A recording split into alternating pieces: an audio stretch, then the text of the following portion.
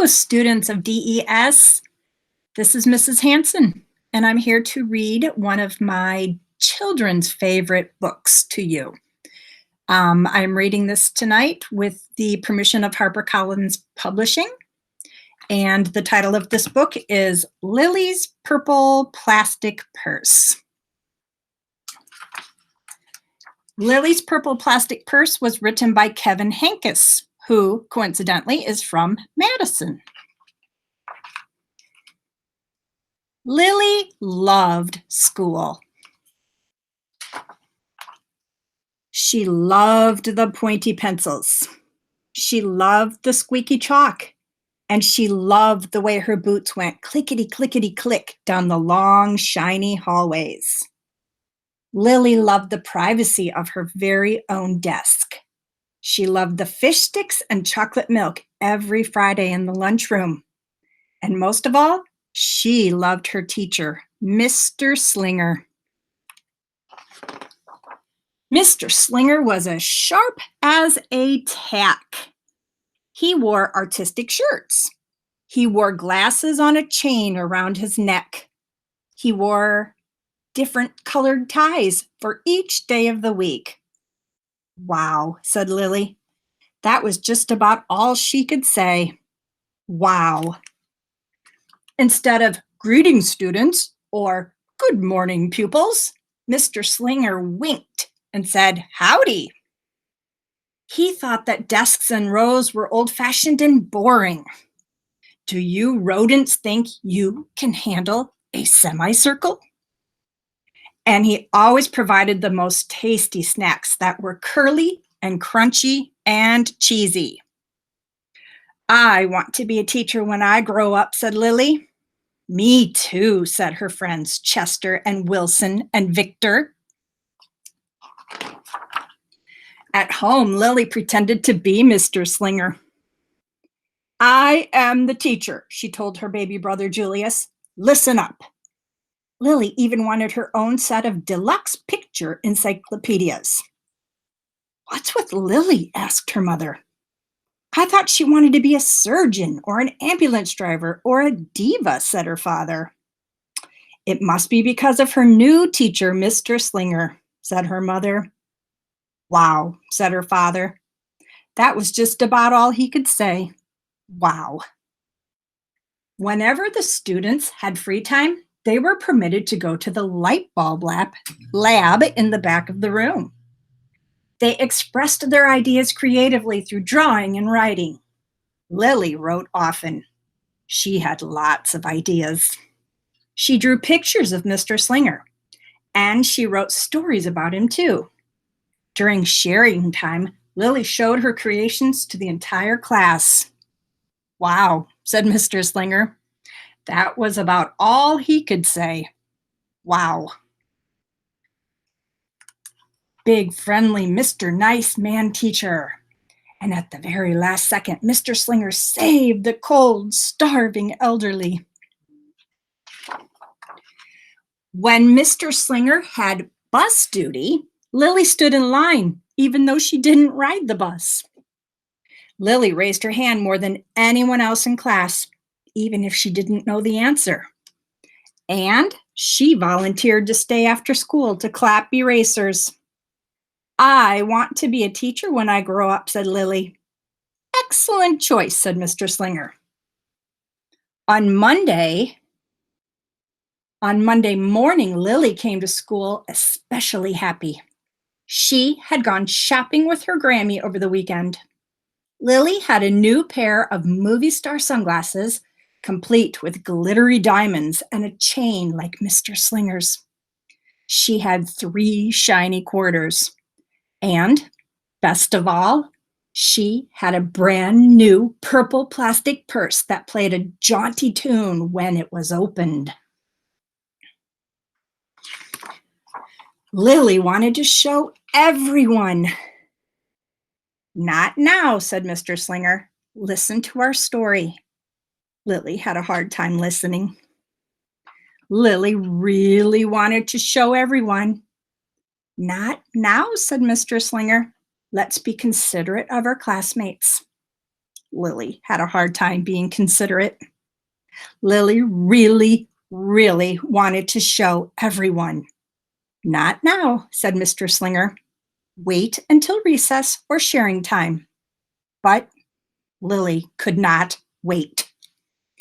The glasses were so glittery, the quarters were so shiny, and the purse played such nice music, not to mention how excellent it was for storing school supplies.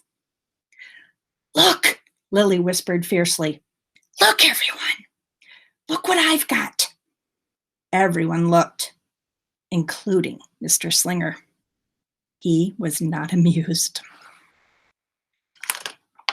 I'll just keep your things at my desk until the end of the day, said Mr. Slinger. They'll be safe there, and then you can take them home. Lily's stomach lurched. She felt like crying. Her glasses were gone. Her quarters were gone. Her purple plastic purse was gone. Lilly longed for her purse all morning. She was even too sad to eat the snack Mr. Slinger served before recess. That afternoon, Lilly went to the light bulb lab. She was still very sad. She thought and thought and she thought. And then she became angry. She thought and thought and she thought some more. And then she became furious. She thought and she thought and she thought a bit longer. And then she drew a picture of Mr. Slinger.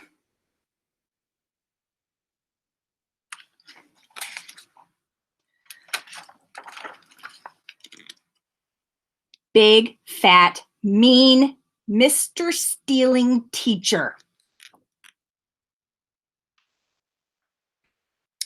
Right before the last bell rang, Lilly sneaked the drawing into Mr. Slinger's book bag. When all the students were buttoned and zipped and snapped and tied and ready to go home, Mr. Slinger strolled over to Lilly and gave her purple plastic purse back. It's a beautiful purse, said Mr. Slinger. Your quarters are nice and jingly, and those glasses are absolutely fabulous. You may bring them back to school as long as you don't disturb the rest of the class. I do not want to be a teacher when I grow up, Lilly said, and she marched out of the classroom. On the way home, Lilly opened her purse. Her glasses and quarters were inside. And so was a note from Mr. Slinger. It said, "Today was a difficult day. Tomorrow will be better." There was also a small bag of tasty snacks at the bottom of the purse. Lily's stomach lurched. She felt like crying. She felt simply awful. Lilly ran all the way back home and told her mother and father everything. Instead of watching her favorite cartoons, Lilly decided to sit in the uncooperative chair. I'll stay here 1,000,000 years for Mr. Slinger. Why does everything happen to me? 1051, 1052, 1059. That night, Lilly drew a picture of Mr. Slinger and wrote a story about him too. Lilly was really, really sorry.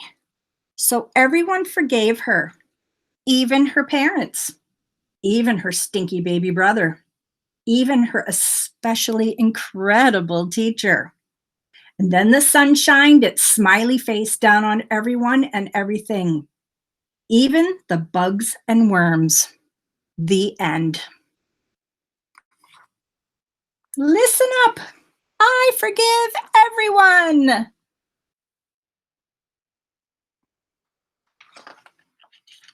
Lily's mother wrote a note. And Lily's father baked some tasty snacks for Lily to take to school the next day. "I think Mr. Slinger will understand," said Lily's mother. "I know he will," said Lily's father. The next morning, Lily got to school early. "These are for you," Lily said to Mr. Slinger, "because I'm really, really, really, really, really, really, really, really, really, really, really, really, really, really sorry." Mr. Slinger read the story, and he looked at the picture, and he read the note, and he sampled the snacks. "Wow," said Mr. Slinger. That was just about all he could say. Wow. "What do you think we should do with this?" asked Mr. Slinger. "Could we just throw it away?" asked Lily. "Excellent idea," said Mr. Slinger. During sharing time, Lily demonstrated the many uses of and unique qualities of her purple plastic purse, her shiny quarters, and her glittery movie star sunglasses. "It's like having an extra pocket with a radio inside." The quarters are even better than $1 because they make noise. Glamorous protection from harmful rays. Then she did a little performance using them as props. "It's called interpretive dance," said Lily. Mr. Slinger joined in.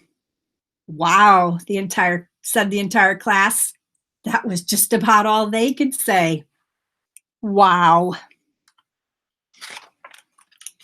Throughout the rest of the day, Lily's purse and quarters and sunglasses were tucked safely inside her desk. She peeked at them often, but did not disturb a soul. Right before the last bell rang, Mr. Slinger served Lily's snacks to everyone's delight. "What do you want to be when you grow up?" asked Mr. Slinger. "A teacher," everyone responded. Lily's response was the loudest. "Excellent choice," said Mr. Slinger. As the pupils filed out of the classroom, Lily held her plastic purse close to her heart. Mr. Slinger was right. It had been a better day. Lily ran and skipped and hopped and flew all the way home. She was so happy. And she really did want to be a teacher when she grew up. That is, when she didn't want to be a doctor or a dancer or a surgeon or an ambulance driver or a diva or a pilot or a hairdresser or a scuba diver. The end. Thanks for joining me. I miss everybody terribly, and I can't wait to see you all soon. Good night.